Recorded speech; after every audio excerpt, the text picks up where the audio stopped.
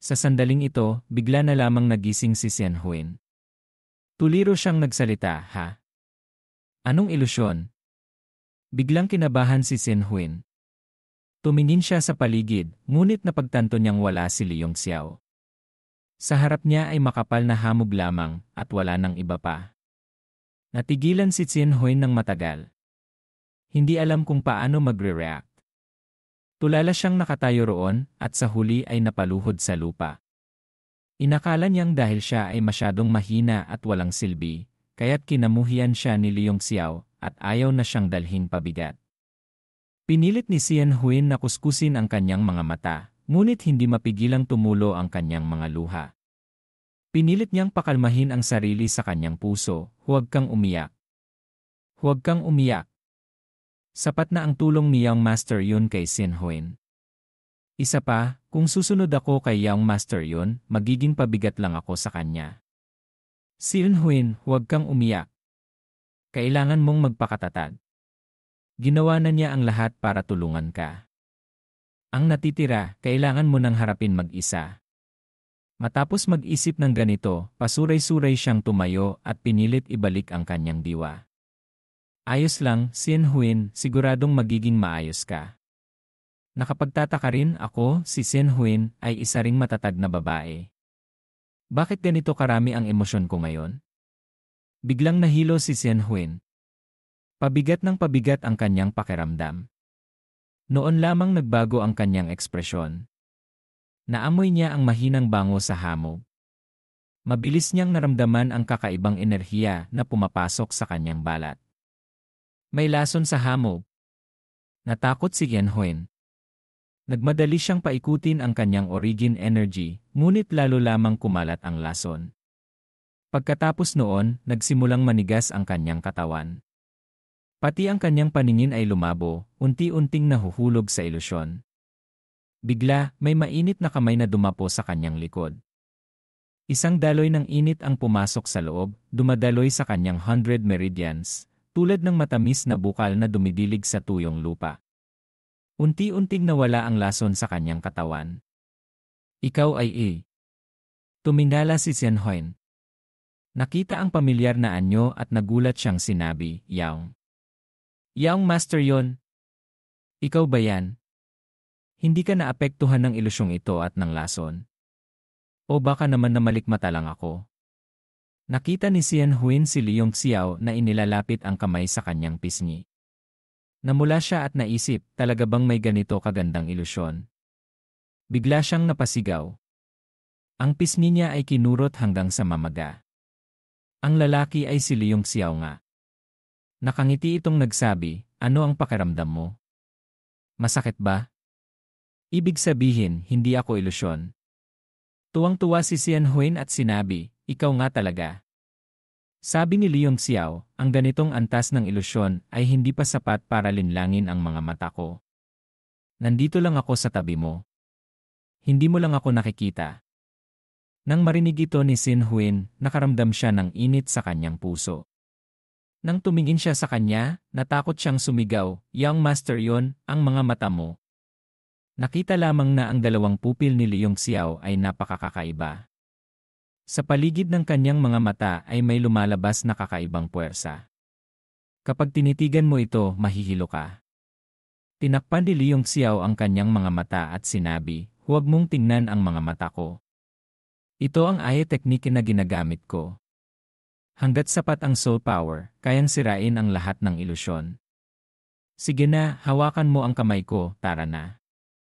Tandaan mong takpan ang iyong mga acupoints sa katawan para maiwasan ang pagpasok ng lason. Iniabot ni Liong Xiao ang kamay at inakay si Xianhuin pasulong. Wala siyang naramdamang anumang hindi maganda. Bagamat medyo naiilang si Xianhuin, hindi na siya natataranta tulad kanina. Hinayaan niyang hawakan siya ni Liong Xiao. Sa halip, nakaramdam siya ng saya sa kanyang puso na ikinagulat din niya mismo. Dahil sa 6 Pots Needles at sa Aye teknike ni Liong Xiao, mabilis silang nakalabas sa lugar na may hamog. Sa harap nila ay lumitaw ang isang lambak na nasa pagitan ng dalawang bundok. Puno ito ng mga bulaklak at halaman, napakaganda. Sabi ni Leong Xiao noon, ang hamog ay marahil nagmumula rito. Nagulat si Xian Huin at sinabi, mula sa mga bulaklak na ito. Kumuha si Leong Xiao ng isang bulaklak at dahan-dahang sinabi, ang langit at lupa ay tunay na napakamisteryoso.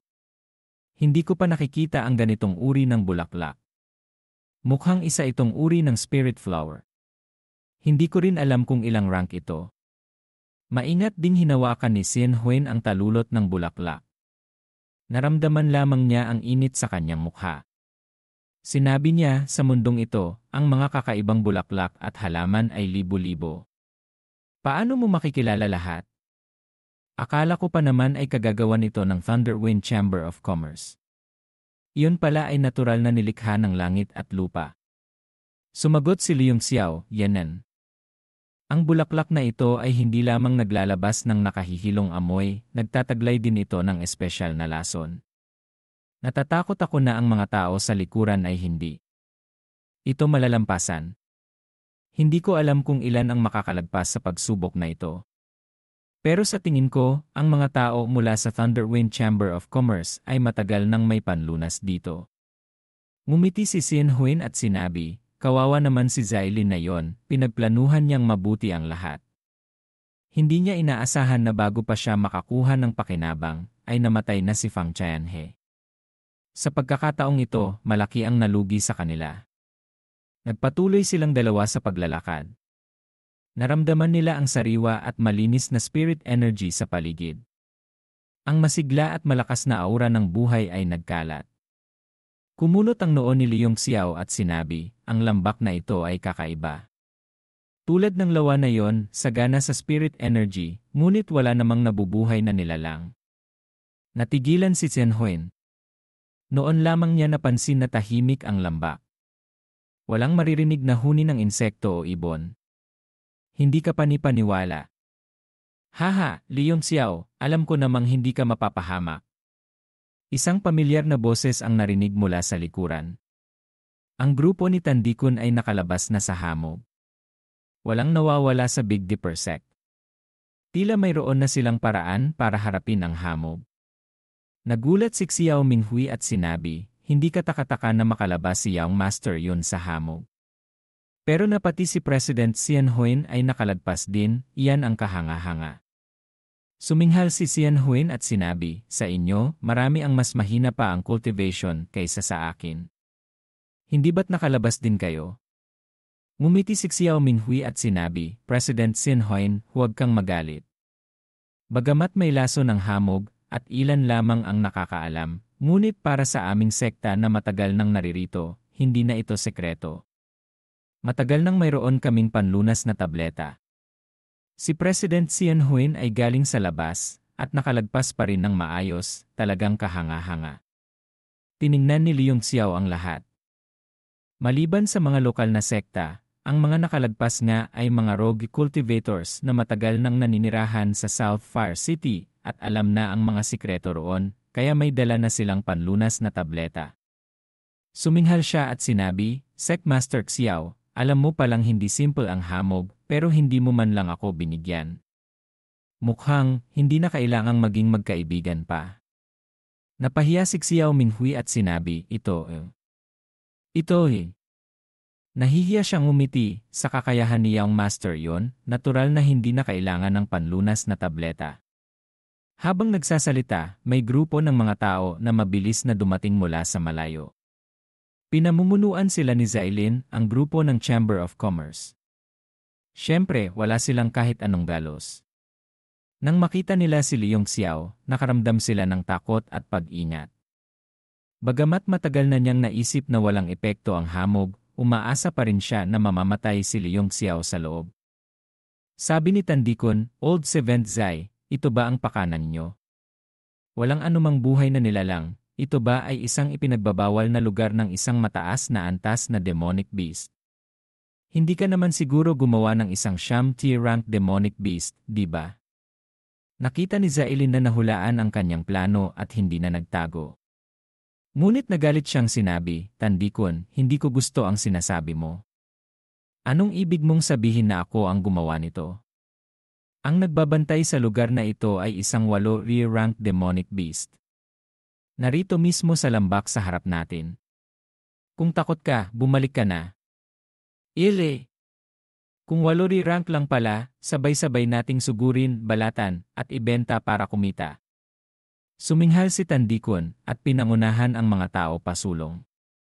Napansin niyang nahawa na siya sa pagiging mukhang pera. Buka ng bibig ay iniisip kung paano makakalamang. Si Mei Dong-er ay sumusunod kay Tandikon. Nang makita si Leong Xiao, sinabi niya, alam kong may lason sa hamog, pero nag-alala pa rin ako ng husto, natatakot na hindi ka makalampas. Ngayon, sa wakas ay panatag na ako. Habang tinitingnan si Mei Dong-er na umalis, nakaramdam ng kirot si Xian Huin sa kanyang puso at sinisi ang sarili. Ang babaeng ito ay masyadong nag-aalala para sa iyo. Walang kibo na tumangulang si Leong Xiao, at sinabi, tara na, tingnan natin kung anong demonic beast ang nagbabantay dito. Naiwan si Xian Huin sa likuran, nagsimulang mabagabag ang kanyang puso. Bigla niyang naibulong sa sarili, tanga na Xian Huin, ano ba itong iniisip mo? Sino ba siya? Isang espada lang, pinatay ang isang 7 stars martial sovereign. Tinalo ang isang 8 rank artificer. Siya, sa hinaharap, ay magiging isang pinakamataas na nilalang sa Tianwu world. Bakit naman siya magkakagusto sa isang tangang babae na tulad mo? Ang pagsama niya sa iyo ay pagtulong lamang sa iyo ng kaunti, pagligtas sa iyo ng isang beses.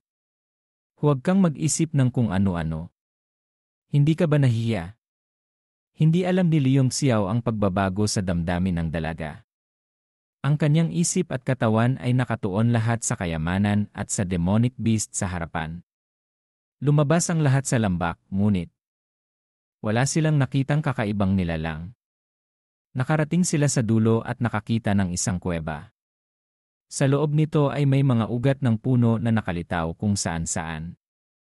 Isang maingat na martial artist ang nag-analisa, sa tingin nyo, lumabas kaya ang demonic beast para maghanap ng pagkain? Sumagot naman ang isa pa, tumigil ka nga sa kalokohan mo. 8 rank na yon, kailangan pa bang lumabas para maghanap ng pagkain?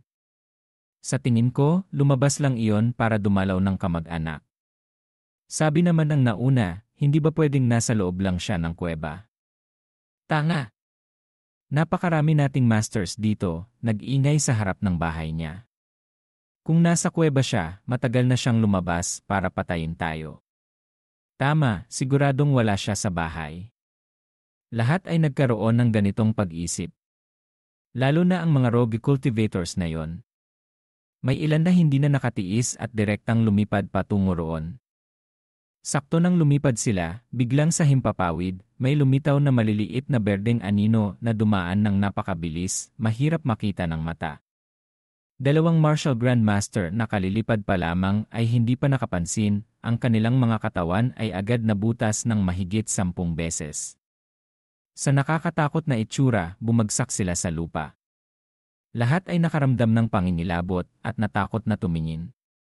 Nakita lamang nila ang kumikislap na atake kanina, ngunit hindi nila nakita ang mismong umatake.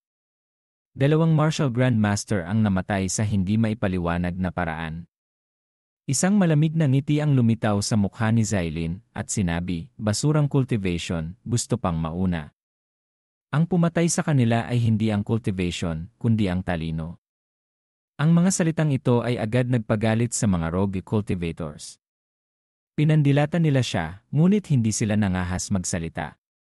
Tumingkad ang gilid ng mata ni Leong Xiao. Agad niyang nakilala ang umatake kanina.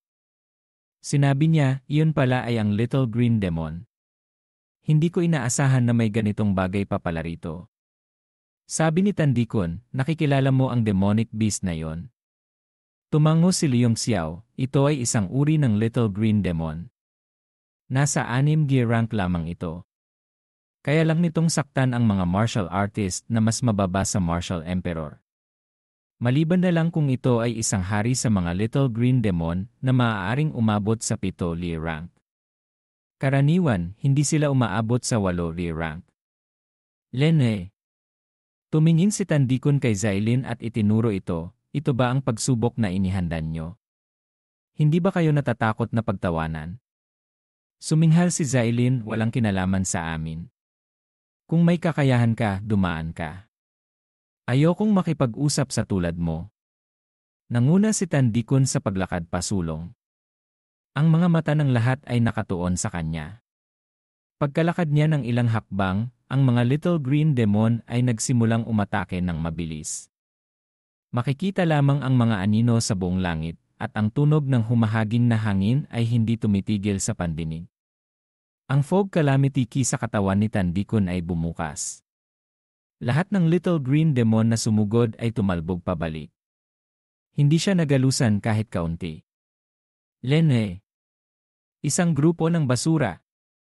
Suminghal siya at mabilis na sumugod pasulong.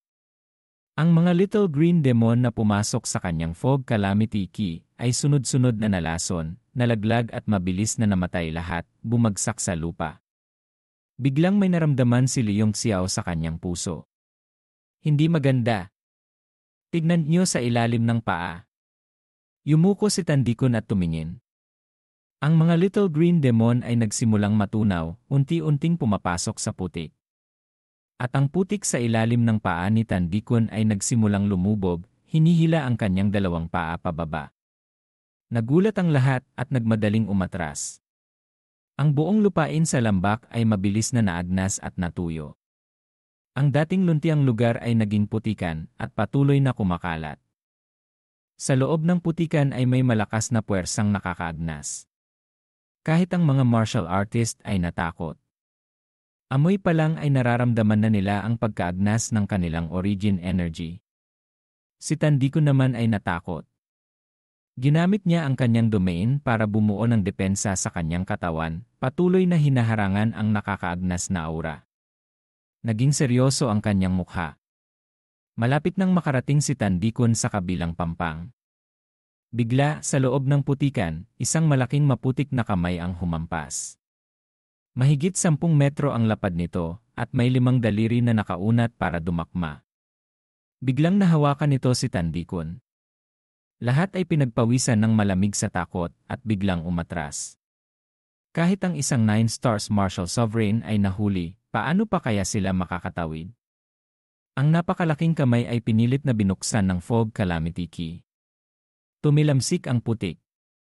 Isang malamig na ngiti ang lumitaw sa mukha ni Tandikon, at mabilis siyang sumugod papasok sa kuweba. Gusto pang humabol ng malaking kamay, ngunit wala na itong lakas. Matagumpay na nakarating si Tandikon sa kabilang pampang. Ang kamay na ito ay kumawag-kawag sandali, at dahan-dahang lumubog pabalik sa putik, bumalik sa normal ang ibabaw.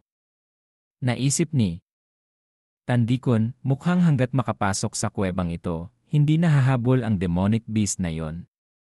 Haha, Sec Master Tan, kahanga-hanga talaga ang iyong lakas. Hindi ka pala natunaw. Tumawa si Zailin, diretso siyang tumalon sa kabilang pampang. Hindi siya naapektuhan ng puwersang nakakaagnas. Nanlaki ang mga mata ni Tandikon nang makita ito. Nagalit siyang sinabi, alam ko na. Ikaw ang may kagagawa nito. Siguradong may dala kang bagay na nagtatago ng iyong aura, kaya hindi ka natukoy ng demonic beast. O kaya naman ay may dala kang bagay na kinatatakutan nito.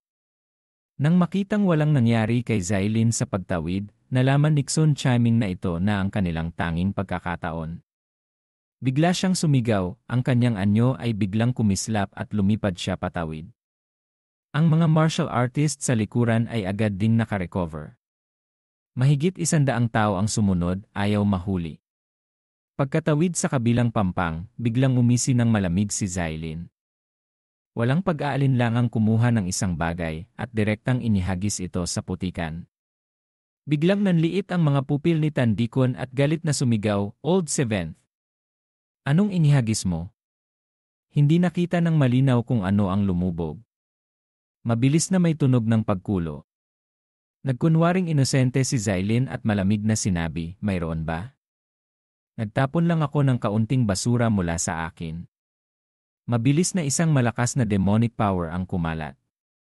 Makikita sa loob ng putikan, mahigit 10 malalaking kamay ang umangat.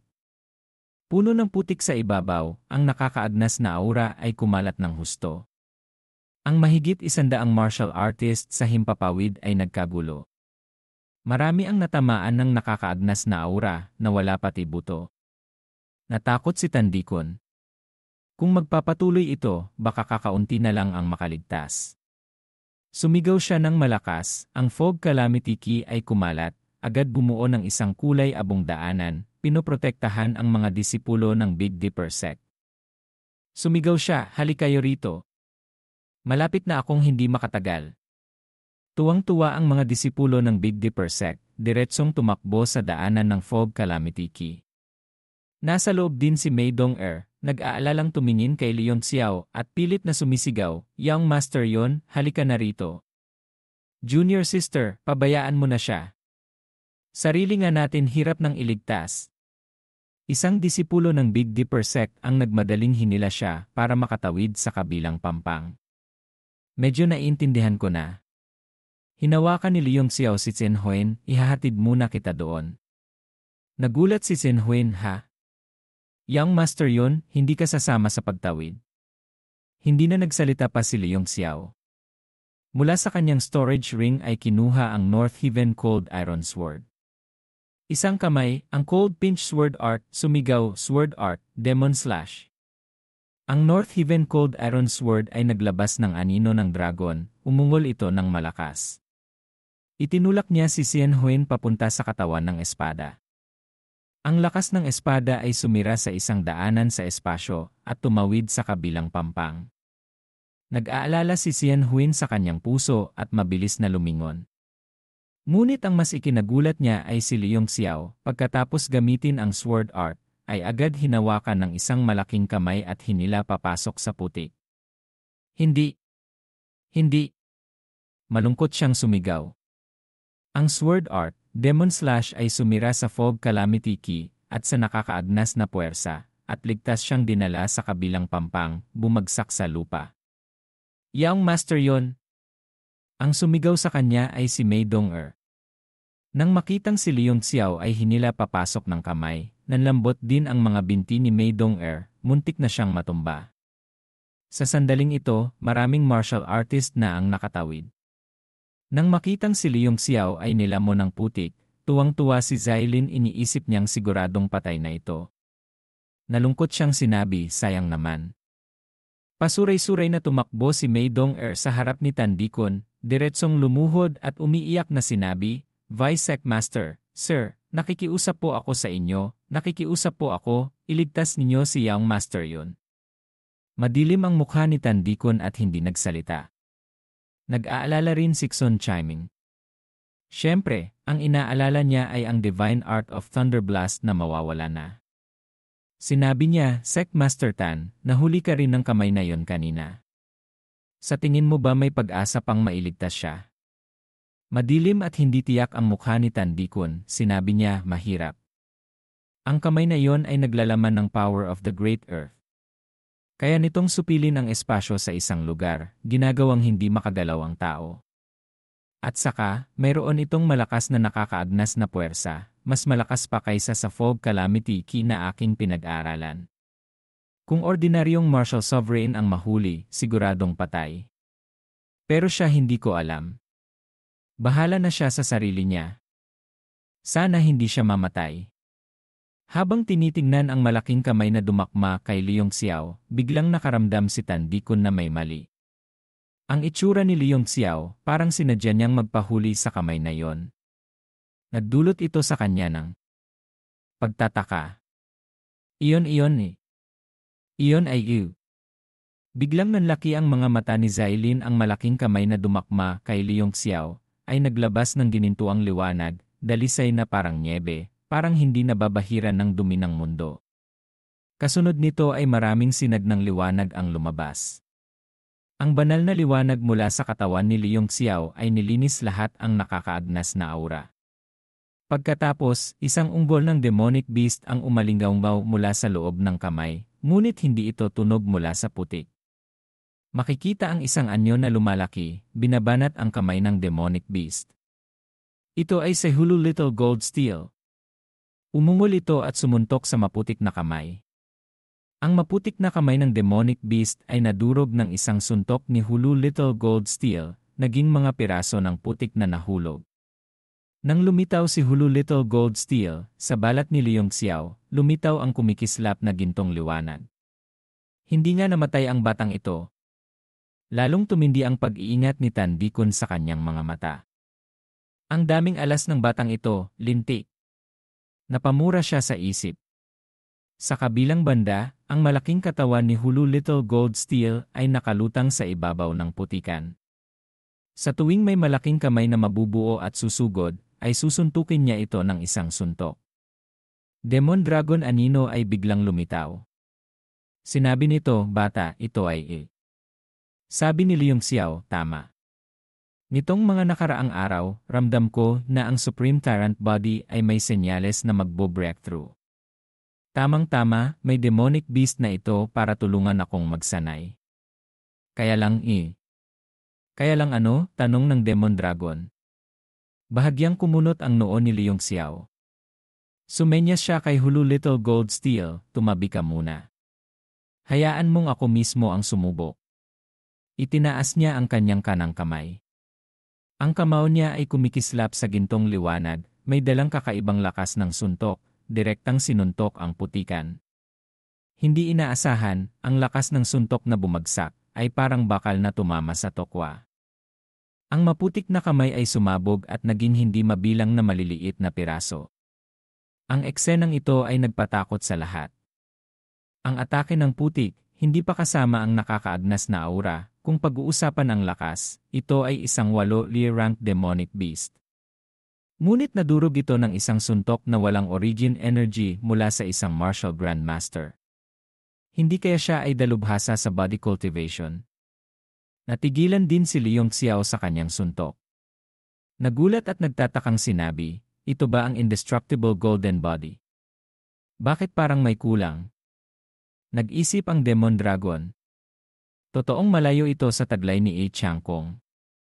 Siguro dahil hindi pa sapat ang cultivation mo. Umiling si Leong Xiao, ang cultivation realm at lakas ng katawan ay magkaiba.